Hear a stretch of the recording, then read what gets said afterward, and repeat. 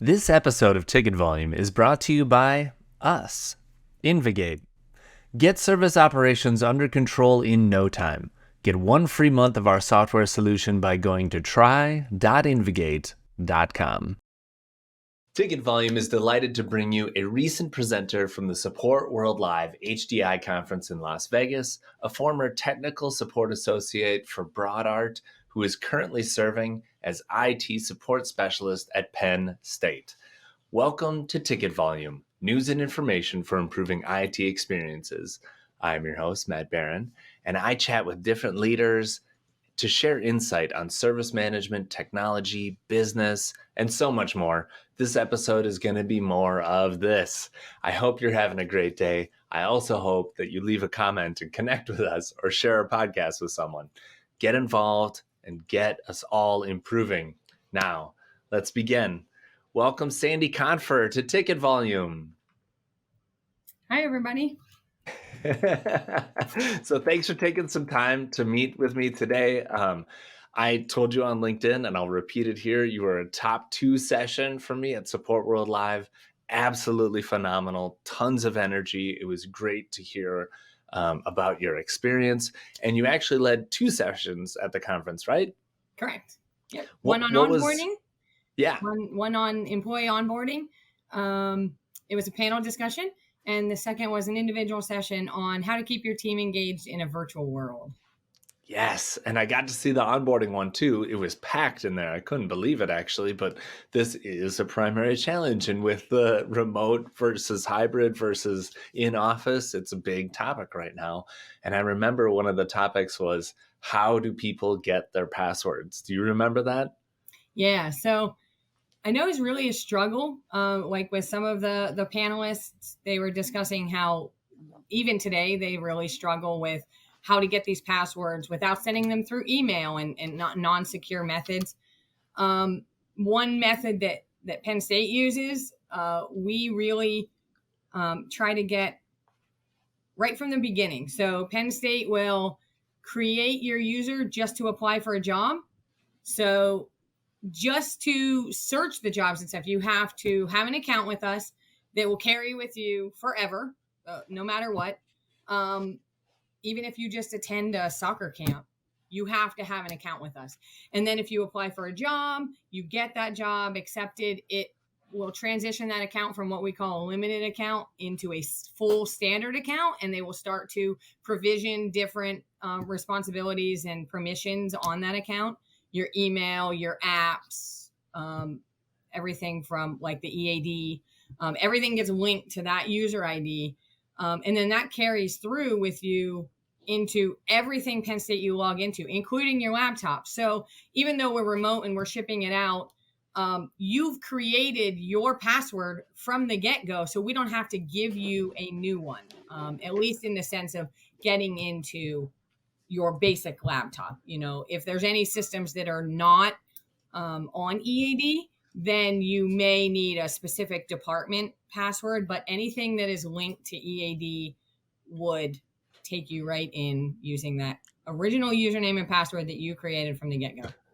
I love it. It's such an elegant solution. It's sort of like a DMZ or a demilitarized zone for networks. You know, like really, we don't care about the security of these accounts because they're really like guest accounts. And then eventually when you get that offer and you start the onboarding process, it just transfers over. I remember one other company that I did a consulting gig for doing the same thing, that if you wanted to apply for a job, you applied on this other system that was like outside the network completely. And it really provided a great experience. The other point that really stood out for me on that onboarding panel was people not asking for docking stations back because they cost too much to send back. Like the docking station only costs $150. So why spend $50 getting it back if you're only recouping some of that? Psh, yeah. Unbelievable. Yeah. So your other session, though, is the one that I was really talking about. What was the topic of your other session? So my individual session was keeping your team engaged in a virtual world. And I really wanted to hit home the topic on morale matters and how it matters, why it matters. For me, it's very personal. If morale drops, it is crucial to how I feel. And, Mm, am I excited about work? Do I like coming to work? And if I don't, what am I doing here?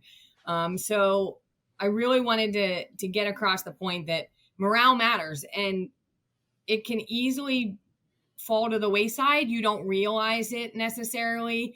And so you really want to keep your team engaged so that you kind of always have that feeling of, like group and involvement and interaction. And you don't start to feel isolated being remote.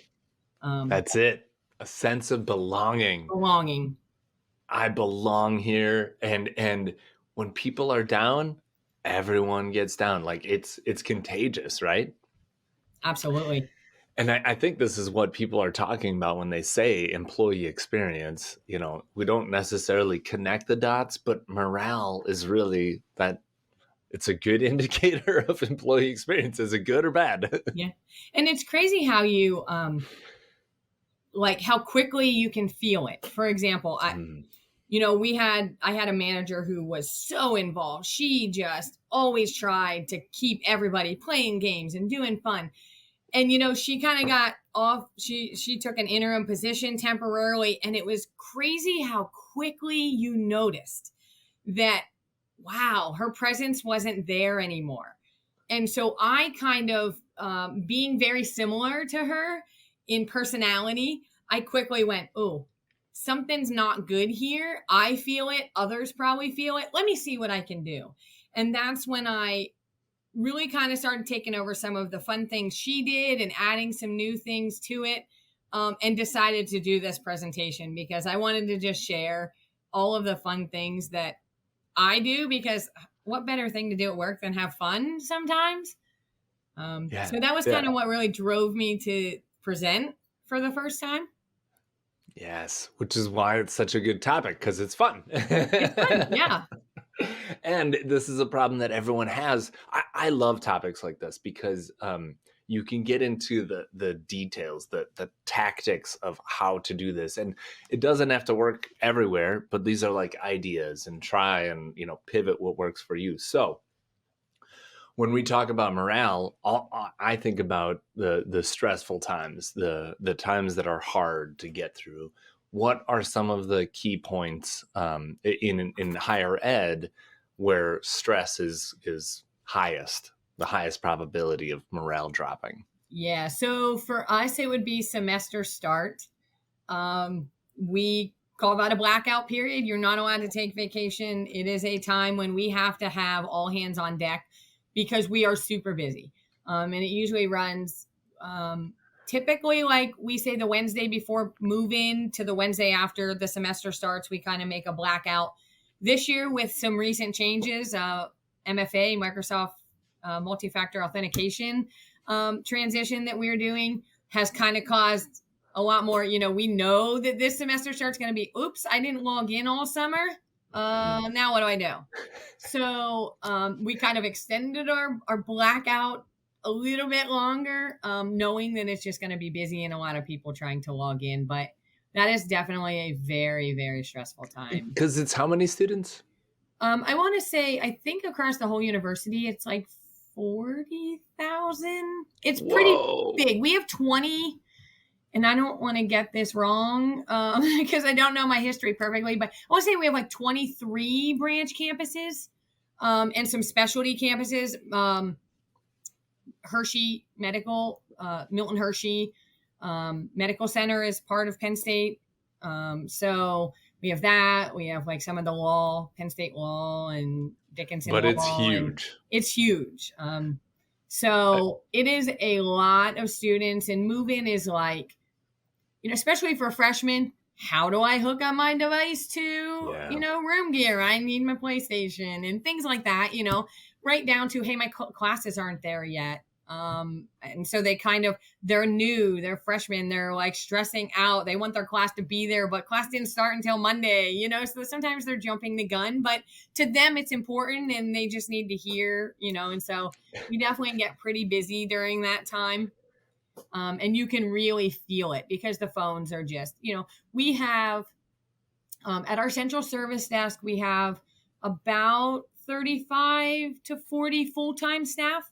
And then we have students that work our help desk as well. They do certain topics to really help out. Like some of the easier account stuff, helping change passwords and connect to the wireless and things like that, so that the full-time staff can focus more on the harder things, like Canvas and the classing and stuff that students aren't allowed to see.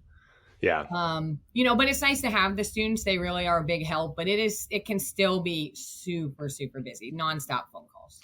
Yeah, and there's so many people in our field that get their start in college and they make a career of it. Yeah. Yours truly included. Yeah. In fact, my service desk manager from my college is retiring, and they reached out and asked for videos from people that worked at the service desk to show her retirement. Total blast from the past. I loved every second of it. Awesome. So the beginning of the semester, when people are moving in, that totally makes sense. You're basically onboarding like 10,000 people, and Yep. you've got 30,000 that are like coming back for the first time or Yep. for the first time that year. When are the other times? So probably the only other really busy time is semester end, like when grades are due and professors need, and this is still not compared to semester start, but it's definitely an uptick and busier, because getting grades exported from one system to another, and you're on such a time crunch to have them in before graduation. And it's like they take finals 2 days before graduation. So there's like this crunch of like, I need to do this now. So that's another little bit busier time for us. But even at the service desk, we try to have fun even when it's not busy. So we like to celebrate certain times like customer service week. So we'll do fun, relaxing things around that, even though it's not necessarily super busy, but we want to just recognize everybody for their hard work all year during those busy and non-busy times. Okay, so what do you do to keep people engaged? What are the special things you do during customer service week? So customer service week, Did your power go out? Oh, there you go. Oh, there I am. Sorry about that. That's all good. So, customer service week, we like to do lots of fun things, just like some Kahoots, and we'll do fun like a Zoom background every day, just to get people to engage. It's one of those, we try to come up with things that even your introverted people will participate in, because not everybody is outgoing and wants to like full on, play games. But we'll do things like every day of the week, we'll have a different theme for a Zoom background. Like Monday, your favorite movie of all time. Tuesday, if you could travel anywhere in the world, where would it be? So your background would be like the Eiffel Tower or, just wherever. And just to spark conversation in our morning stand-up meetings. Because then we would go, wow, I want to travel there too. Oh man, that's been on my bucket list. It really gets people talking. Picture of your pet or what makes you smile or just things like that. And then our favorite part of customer service week is we get as a staff to vote on the manager that we want to see pied in the face at the end of the week. So the managers agree to it, and it's our managers, our director. We haven't quite got our senior director on board, but right up through our director has been like, yeah, I'll participate. And the staff votes, and the manager or director with the highest votes gets to have somebody in their family, because we're remote, pie them in the face. And let me tell you, the spouses and the children who get to pie their family members is just so fun. And we Zoom record it. So we have like recordings of it. We've done fun things like slow-mo the video down so you can really see their reaction. It's fantastic. We love it. It's the simplest little thing, but it makes everybody smile and just, they're like, yeah, I'm going to vote for that manager. So that's always super fun. And like I said, just Kahoots and things like that. We do just fun trivia. Yeah. It creates this vulnerability, right? To be fun, to be silly, to break out of our shells, and that builds that community. But the part that I love about it most is that it provides structure for people that are I'll say less social. Yep. Whatever that is, they need structure to get to know people, especially remote, right? Because it's so hard to get to know people. There's no water cooler conversation. No one's, warming up stinky fish in the microwave and then you get to learn that they love to go fishing, right? Yeah. So you need to like engineer this and create those opportunities. And we do that too, just every day. So like outside of these special occasions, we have teams and we use teams all the time to like just randomly, you might get a caller and you're talking to them and it just triggers a thought. And then you'll go over in our off topic and you'll go, hey, and you'll ask this question. And it just gets, like I said, we've done fun things like, what is your favorite childhood cartoon and why? And it just brings back memories. You're like, wow, you're the same age as me. I didn't even know, just based on the cartoons they liked, you kind of like start to learn about the different people and what they like and things like that. So yeah, you get to learn how young people are based on the cartoons. Yeah. Yeah. Like, oh, I never watched Caillou. Like that didn't exist when I was a kid, but Transformers for sure. For sure, yeah. Okay, you mentioned Kahoot, and I wanted to point that one out because you did that in your session. You had a Kahoot, right? I did. And it was super engaging. Like, you asked questions. 60 people play. Yes, so exactly. 60 people. 60 people. And it's 60 people that didn't really know each other all that well.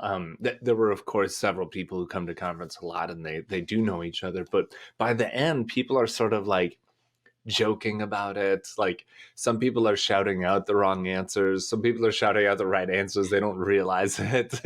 And I just saw the room come to life when you did that. What are some ways that you use Kahoot to connect people? What are some of the trivia topics you use? So we do multiple things. So Kahoot has a really cool, like, if you have a license, there is a free version. It kind of limits you, I think, to like 25 people can play at a time, but it's still great. It depends on how big your organization is. We chose to pay for a small license. But it allows you to like search topics. Like, so we just had one for Memorial Day. You just search ones. You don't have to put a lot of effort into it. There's all these pre-made ones. You just go out and grab one and play it.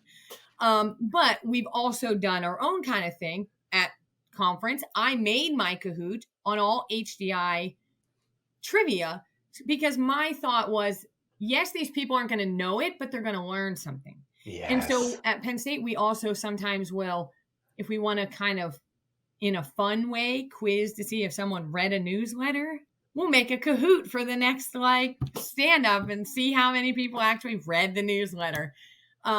We also use the pre-made ones and we did a March Madness. So anybody who, knows the term March Madness, but we don't do it as basketball because some people go, oh, if it's about basketball, I'm not playing. And I'm like, no. It's just the idea, a bracket. So anybody who wants to play, we go out, we create a bracket. We let the system randomize it, so it's no. And then each week you play against somebody. So again, it really engages your people who aren't super social, but want to have fun. They don't have to talk to this person. They're just silently in the background playing this Kahoot to try to beat you. Yeah. And then they have that bragging right, so to speak. But so we play multiple rounds depending. If we get more than 16 people, we have a play-in round. It's been fun. We've done that a few times, had to have play-in rounds to get into the main bracket. And then we try to pick topics that get harder as the tournament goes on. And then, you have your winner and they're the Kahoot champion for the year until the next year's bracket comes around.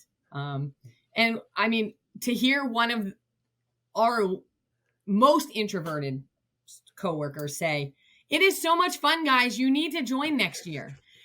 It tells me that I'm doing my job. I'm doing what I want it to do, and it's engaging people. So that's Yes. been a lot. Okay. So let's talk about that. What are the outcomes? Like what do you see what happens on your teams?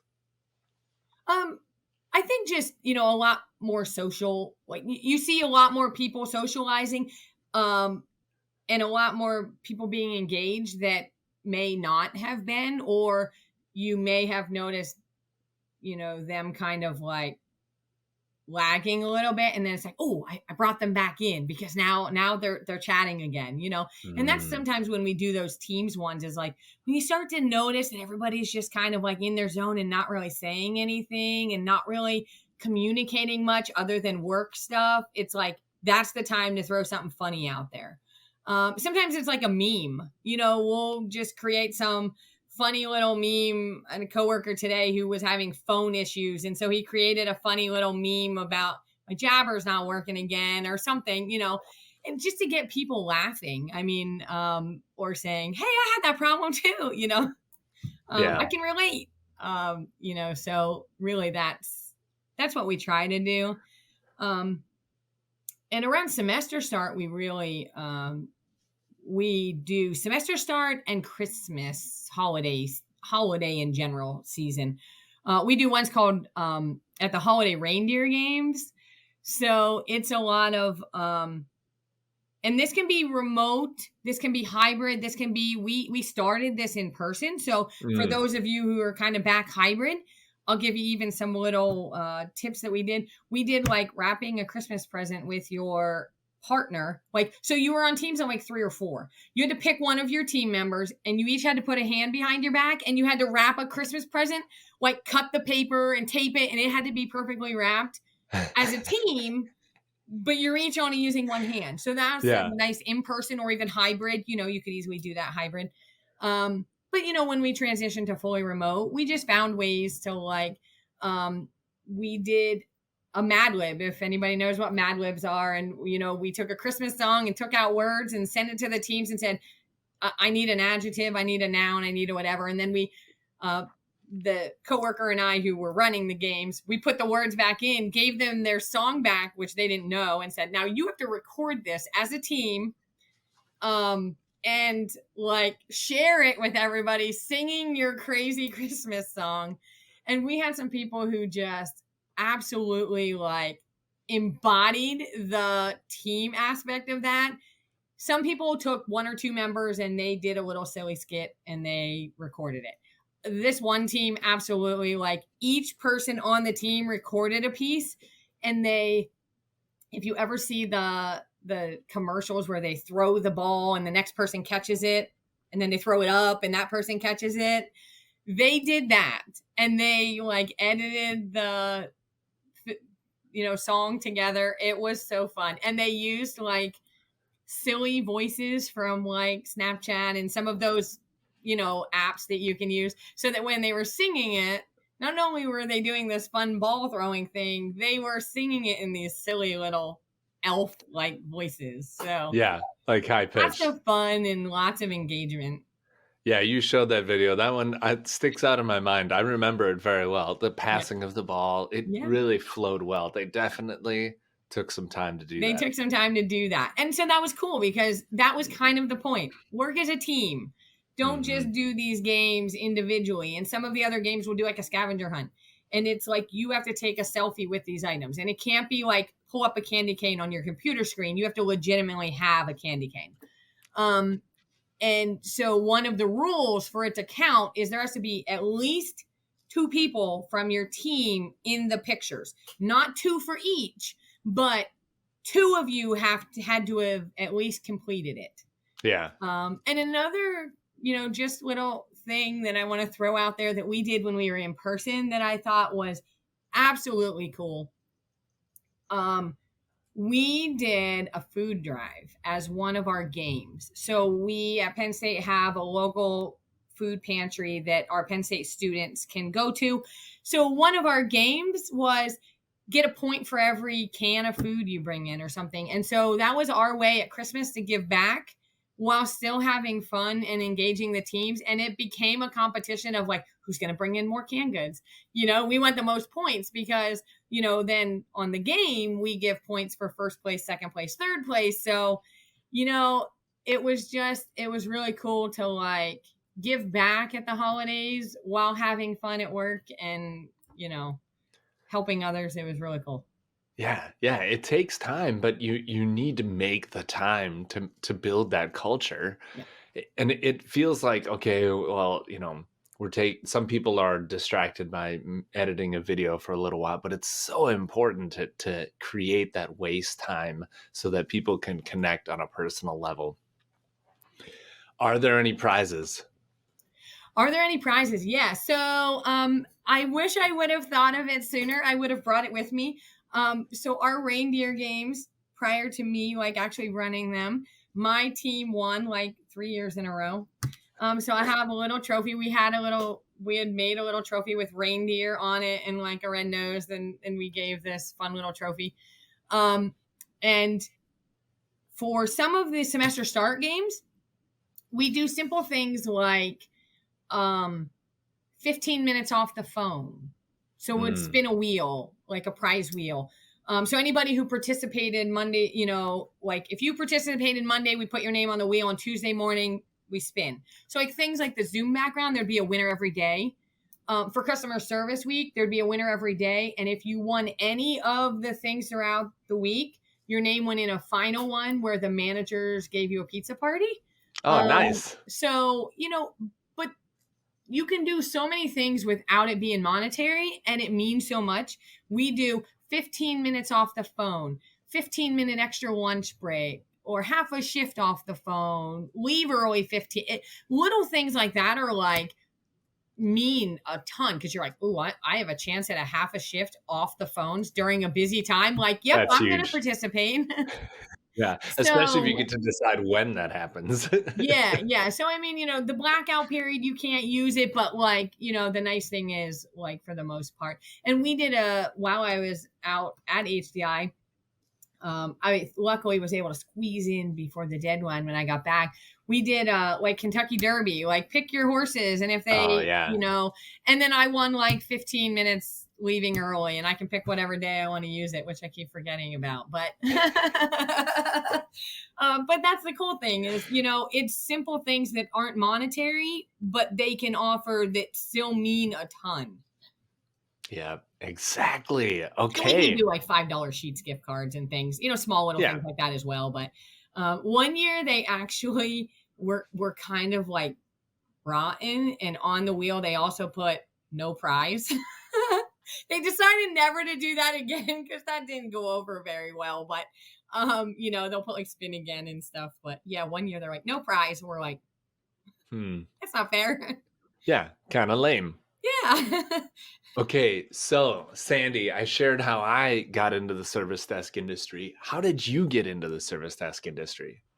So I started actually in a company before Service Desk. I started with them for 8 years. I worked in a company that did shelf-ready books for libraries. And so I did like their cataloging stuff. So computer work, data entry kind of. And then they needed somebody in their tech support. And I applied and I got the job, and I worked 8 years in their tech support. And I did a lot of like helping with the website, testing the website whenever we had new releases. I got to do all the testing and things like that. While working there, I went to college. I went to Penn State through their World Campus as an adult learner, and I worked full time while taking 2 classes at a time to get my associate's degree. And about a year after, actually 2 years after I got my degree and graduated, I got my job. I saw the service desk position open, and I applied and I got in, and I've been there 5.5 years. So nice. And I'm slowly, in that like growth part right now. I did the service desk, and I love it. I love helping people. So now I'm in that career path of what's my next step to continue to help people and to share that with people. Like I Mhm. like to help people grow just like they help me grow. And so I'm really looking for that next career path of like, where do I move at Penn State that will allow me to share my passion and help other people grow, and be that leader. Well, if this podcast is any indication, you're already leaking your joy of it onto other people. Where can people connect with you and learn more, Sandy? I'm Sandy Confer on LinkedIn. Um, that's the easiest way. I Okay, keep connected. cool. Excellent. Thanks for your time. Thanks for being on Ticket Volume, Sandy. Thank you for having me. And to our audience, did you know that you can join us for a live recording? Register today at ticketvolume.com and click on register. Thank you for listening. You can change and improve this podcast by DMing me or leaving a comment. Speaking of Ticket Volume, did you know that this podcast is brought to you by Invigate, a fit-for-purpose service desk solution with integrated asset management designed to let you focus on supporting your organization without arduous implementations. In fact, IT teams from Toyota, NASA, and McDonald's use Invigate to manage requests, automate workflows, and centralize inventory data so that they can focus on delivering better service. Because good service is good business.